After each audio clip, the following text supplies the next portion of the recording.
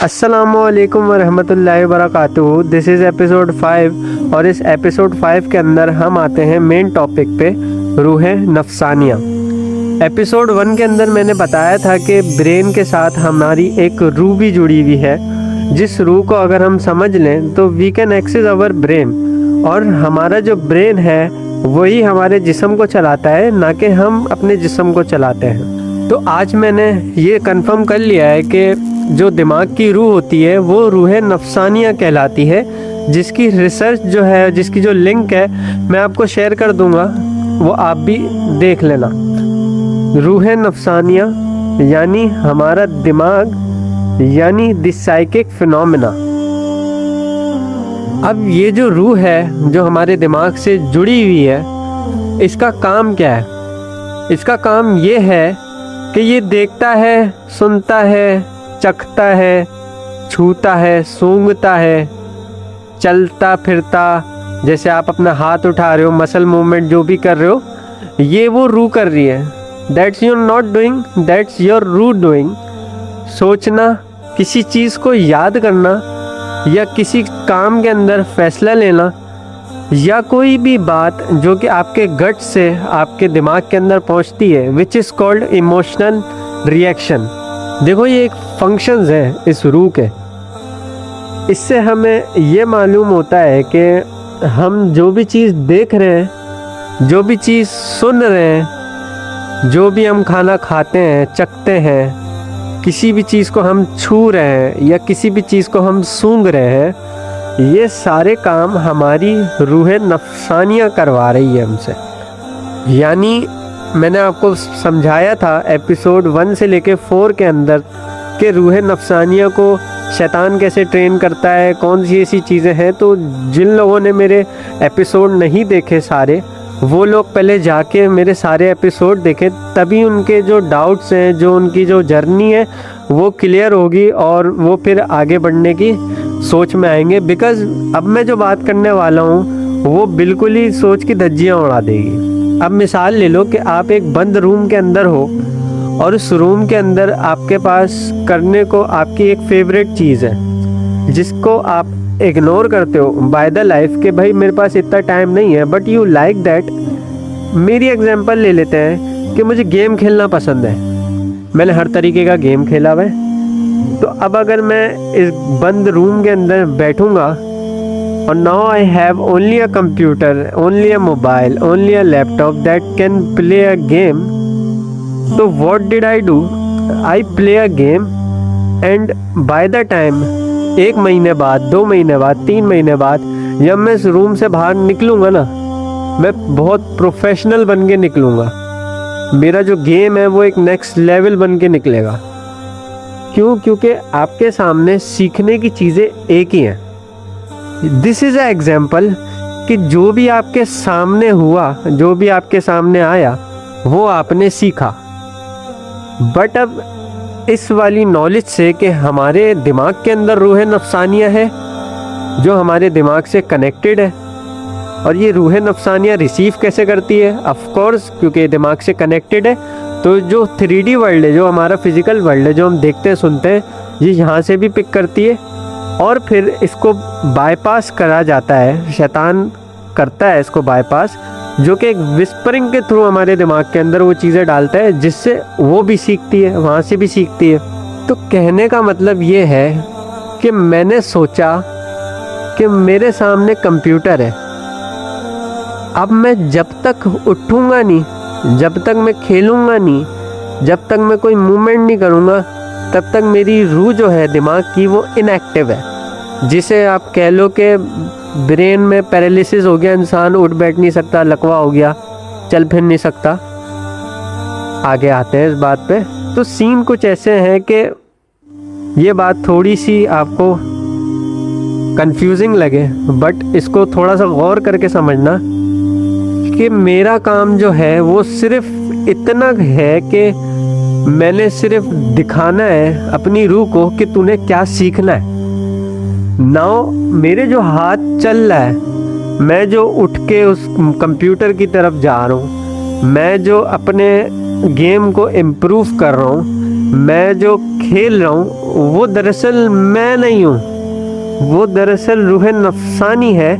मैंने सिर्फ रूह नफसानी को बताया है कि भाई ये चीज़ है, ये गेम है, मुझे पसंद है, जस्ट दिस। और मेरी जो रूह नफसानी है वो मुझे मूव करा रही है, किसके ज़रिए? नर्व्स के ज़रिए, नसों के ज़रिए। इसका कंट्रोल जो है वो नस है। अब आपको ह्यूमन बायोलॉजी भी समझ आ रही होगी और साथ में रूहानियत भी आपको समझ आ रही होगी कि ये जो नर्व्स बनाई हैं ये एक ब्रेन सिग्नल देता है इसको, बट बैकग्राउंड के अंदर जो हकीकत है वो ऐसा है कि ये जो रूह है ये इस नर्व्स के ज़रिए, नसों के ज़रिए हमें वर्क कराती है। इज़ लाइक कि हमारे अंदर एक, समझ लो कि एक एंटिटी है जो कि हमें नहीं पता कि वो एंटिटी है, बट वो जैसे मूव करती है ना, हम वैसे ही मूव करते हैं। अब दूसरी चीज़ ये है, ये भी रिसर्च के अंदर, ये जो मैंने आपको डिस्क्रिप्शन में दी है उससे आप गौर करके समझना कि जो इंसान की ग़िज़ा होती है ना वो है खाना पानी, और जो रूह की ग़िज़ा होती है ना वो होती है हवा। मेडिटेशन के अंदर why we are feel so good, और कुछ लोग मेडिटेट करके अपनी थर्ड आई भी खोल लेते हैं। So what is happening there, मुझे समझ आया कि जो रूहों की जो ग़िज़ा है ना, जो मेरे दिमाग की जो रूह है, मेरे दिल की जो रूह है, और ऐसे जितनी भी मेरे अंदर रूह है, इनकी ग़िज़ा हवा है, ऑक्सीजन है, जो कि हमें फ्री मिल रही होती है। अब मेडिटेशन के अंदर ये होता है कि जब हम एक इनहेल करते हैं ना, तो वो इनहेल जो है वो एक ग़िज़ा जो है वो हम अपनी रूह को दे रहे होते हैं। उससे क्या होता है? उससे ये होता है कि हमारी जो रूह है वो डिवाइडेड हुई हुई है कि इस एक इनहेल के अंदर कितना % हमारे दिमाग को जाएगा, कितना % हमारे दिल को जाएगा, ये सब कुछ डिवाइडेड है। तो आप ये समझ लो कि एक इनहेल के अंदर जो है ना, आप अपनी रूह को ग़िज़ा दे रहे हो, रूह को खाना दे रहे हो, जिससे आपकी रूह पावरफुल हो रही है, जिससे आपकी रूह इम्प्रूव हो रही है। मेडिटेशन के बारे में मैं आगे आपको समझाऊंगा। अभी असल में डायरेक्ट मैं सारी चीज़ें आपको बता दूं ना तो आप कंफ्यूज हो जाओगे, आप फिर सवाल करोगे कि यूँ नहीं तो वो नहीं, यूँ नहीं तो वो नहीं। दैट इज़ अ थिंग कि मैं बिल्कुल ही बेसिक से लेके आपको एंड पे जब ला के छोड़ूंगा ना, तो आप बोलोगे कि वाकई जो है ना सीन है कुछ ना कुछ। अच्छा, जो ये रूए नफसानी जो है ये बनती कैसे है? बिकॉज़ ये एक रूह होती है जो कि भेजी जाती है और इसको ये बनती है बाकायदा, और ये बनती है दिल के थ्रू। अब यहाँ पे मैं आपको एक सबक देता हूँ, जिस सबक के थ्रू आपकी लाइफ चेंज हो जाए। वो सबक ये है कि आप खुद रिसर्च करो इस हवाले से कि भाई रूह नफसानी बनती कैसे है। तो जब आप रिसर्च करोगे ना खुद से, आपको समझ आएंगी चीज़ें कि यार वाकई ये जो बंदा बात कर रहा है ना वीडियो के अंदर, ये बंदा सही बात कर रहा है। और इससे आप खुद भी कंफर्म हो जाओगे कि जो आप नॉलेज मुझसे हासिल कर रहे हो ना, वो बेकार नहीं है, वो बहुत यूज़फुल है। अब आपको पता है कि इससे आपका पर्सपेक्टिव जो है वो किस हद तक बदल जाता है। वो पर्सपेक्टिव इस हद तक बदल जाता है कि अगर एक इंसान इसको समझ ले कि जो हो रहा है मेरे अंदर, मैं जो मूवमेंट कर रहा हूँ, देख रहा हूँ, छू रहा हूँ, सूंघ रहा हूँ, या कोई मैं फ़ैसला कर रहा हूँ, ये दरअसल मैं नहीं हूँ, ये दरअसल मेरे अंदर की जो रूह नफसानी है, जो मेरा ब्रेन है, वो मुझसे करवा रहा है। इट्स लाइक कि अगर आप उठे और उठने के बाद आप 9 बजे अपने जॉब पे चले गए और 5 बजे, 6 बजे, 7 बजे आप जॉब से वापसी आ गए, आप खाना खा रहे हो, आप जो भी मूवमेंट कर रहे हो, ये दरअसल आप नहीं कर रहे, ये वो रूह कर रही है आपके अंदर। बट उसके रूह के करने की वजह से, बिकॉज़ आपका दिमाग ही वैसे बिल्ड हुआ हुआ है कि आप सोच समझ भी उसी टाइप से रहो, तो आपको कोई इशू नहीं हो रहा कि जो आप कर रहे हो वो सही कर रहे हो या गलत कर रहे हो। बिकॉज़ आपका माइंड ही ऐसा है ना, आपके दिमाग में ये चीज़ें चल रही हैं और उस दिमाग के हिसाब से आपको लग रहा है कि ये सारी चीज़ें मैं कर रहा हूँ। बट अगर मैं कर रहा हूँ ना, तो वो सिर्फ इतना कर रहा हूँ कि मैं ऑब्ज़र्व कर रहा हूँ, मैं सिर्फ इतना बता रहा हूँ कि आज मैंने ना 9 बजे उठ के जाना है। अब वो मेरा जो रूह नफसानिया जो है वो डिसाइड करेगी कि भाई इसको उठाना है नहीं उठाना, ये उठेगा नहीं उठेगा। वो डिसाइड करेगी कि भाई ये 9 बजे जाएगा। और ये जो है नफ्स, ये वैसी नहीं है जो आपके अगेंस्ट हो जाए। ये दरअसल आपकी ही एक हिस्सा है। आपके अंदर रूहों का काफ़ी सारे हिस्से हैं, तो ये भी एक रूह का एक हिस्सा है जो कि आपसे जुड़ा हुआ है, जिसको आप कंट्रोल कर रहे हो। बट जिन लोगों को ये चीज़ नहीं मालूम कि दिमाग के साथ एक रूह जुड़ी हुई है जिससे कंट्रोल किया जा सकता है, तो आप मुझे खुद बताओ कि क्या वो इंसान अपने आप को कंट्रोल कर सकता है? जवाब है नहीं। वो इसलिए क्योंकि उसको लगता रहेगा कि जो वो मूवमेंट ले रहा है, जो वो स्टेप ले रहा है, वो दरअसल वो खुद ले रहा है। और इससे क्या होगा? इससे ये होगा कि वो एक धोखे के अंदर आ गया। फील तो ये हो रहा है कि वो कर रहा है, बट वो कर नहीं रहा, वो सिर्फ उसको बता रहा है। और इससे क्या हुआ? शैतान को पता है कि भाई ये जो है ना, इस इंसान को रूह नफ्सानिया के बारे में नहीं पता, तो वो अब उससे कुछ भी करवा सकता है। और कुछ भी के अंदर वो जो कर रहा होगा ना इंसान, वो सोचेगा कि यार ये तो है, ये तो मैं ऐसा ही हूँ, मैं जो कर रहा हूँ वो ठीक कर रहा हूँ, मैं तो ऐसा ही हूँ, मैं यूँ हूँ वो। बट जहाँ पे उसने देखा कि यार ये तो मैंने गलत करा और ये मुझे फील भी हो रहा है कि यार मैंने सही करा। So why does this happen? This is because कि आपके दिमाग के अंदर वो इंफॉर्मेशन डाल दी और आपको अननोनली, जो कि आपको पता ही नहीं था कि किस तरीके से मेरे अंदर ये इंफॉर्मेशन आई, वो जब तक आपको नहीं पता चलेगा, जब तक आप अपने पास के अंदर नहीं जाओगे, जब तक आप सोचोगे नहीं कि भाई कहाँ से मैं क्या सीख गया। अब देखो, कुछ ऐसे बचपन के मैंने आपको बताया था अपने एपिसोड्स के अंदर कि ट्रॉमाज होते हैं जो कि हमें आगे की चीज़ों को रोक देते हैं। इसको एक मिसाल से समझते हैं कि मैंने एक जगह पे 2 लाख रुपए इन्वेस्ट करे और उधर से मुझे लॉस हो गया।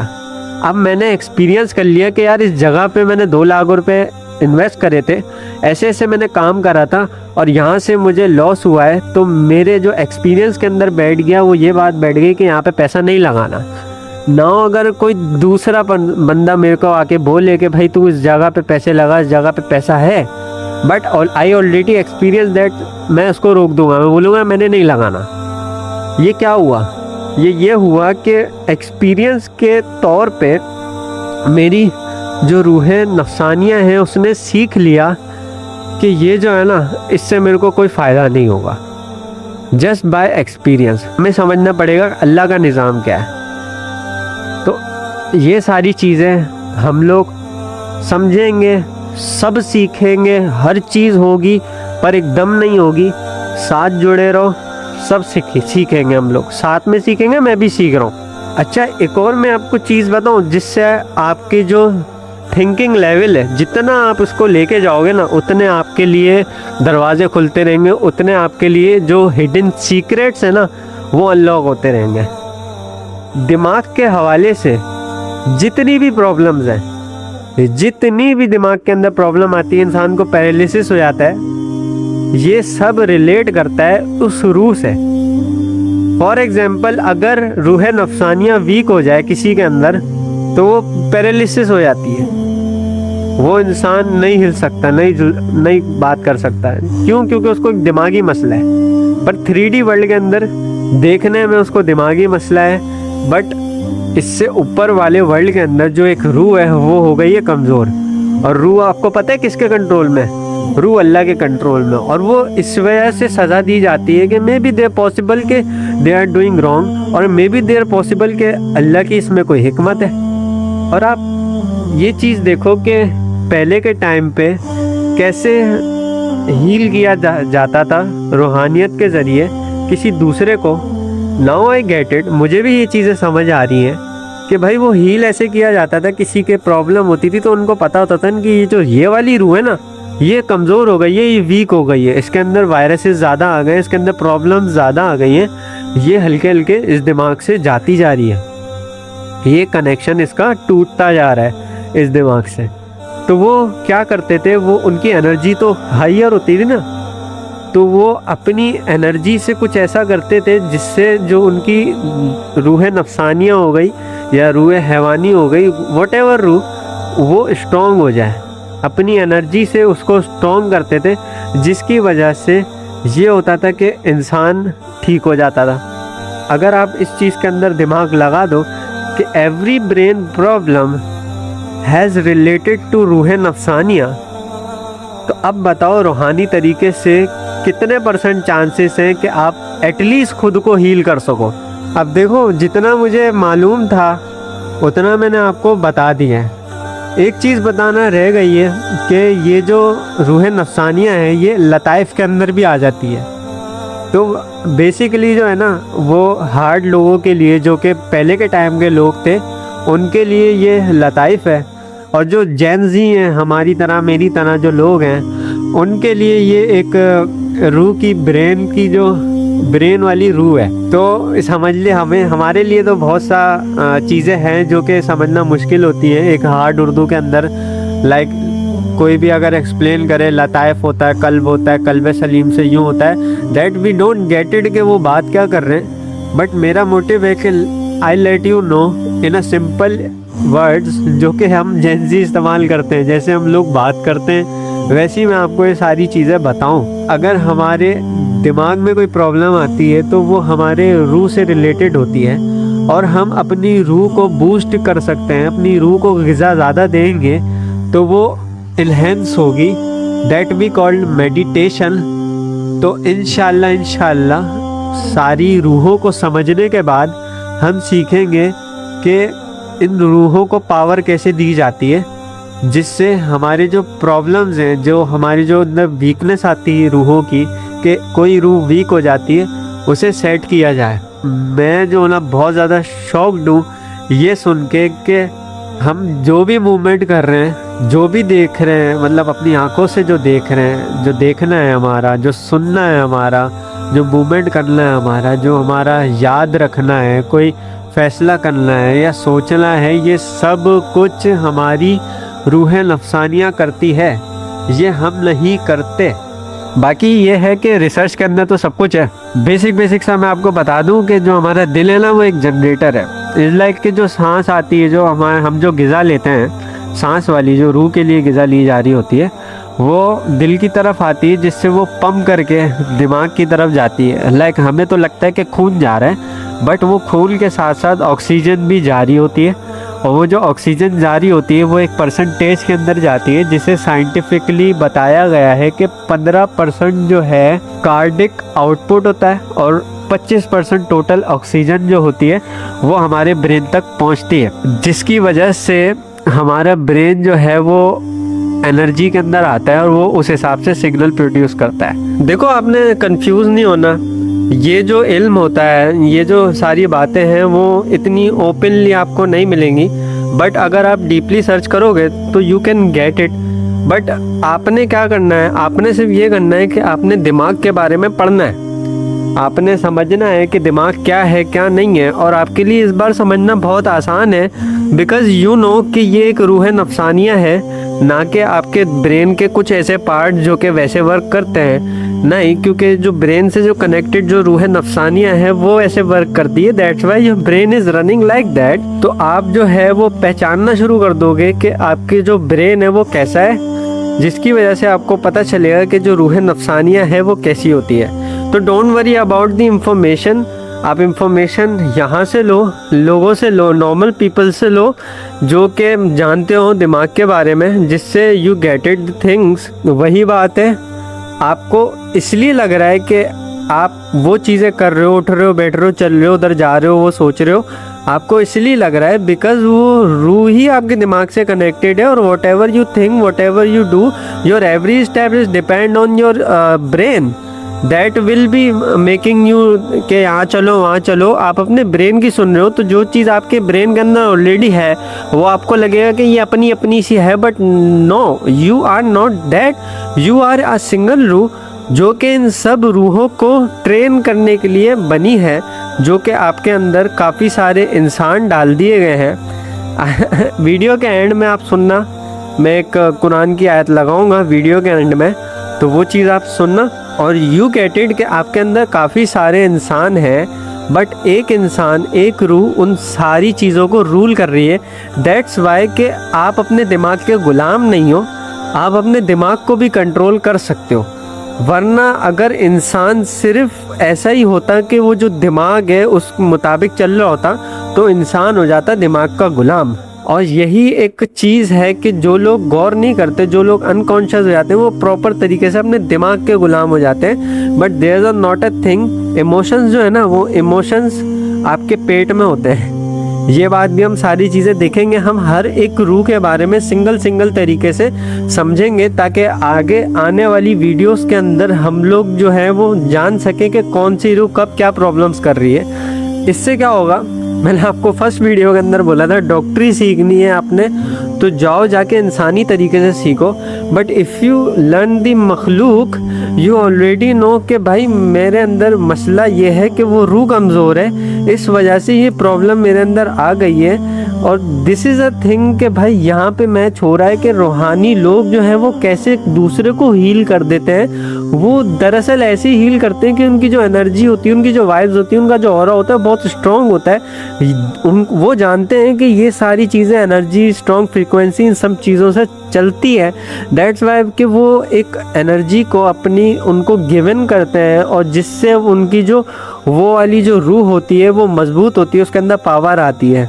ये बड़ा ही कोई फिल्मी टाइप लगेगा, और हाँ ये फिल्में बनी ही इसलिए हैं कि हमें लगे कि ये सब तो फिल्मों में होता है। जज़ाकल्लाह। अल्लाह एक मिसाल बयान करता है कि एक शख्स है जिसमें कई आदमी शरीक हैं मुख्तलिफ मिजाज के, और एक आदमी पूरे का पूरा एक शख्स का गुलाम है। भला दोनों की हालत बराबर है? नहीं, अल्हम्दुलिल्लाह।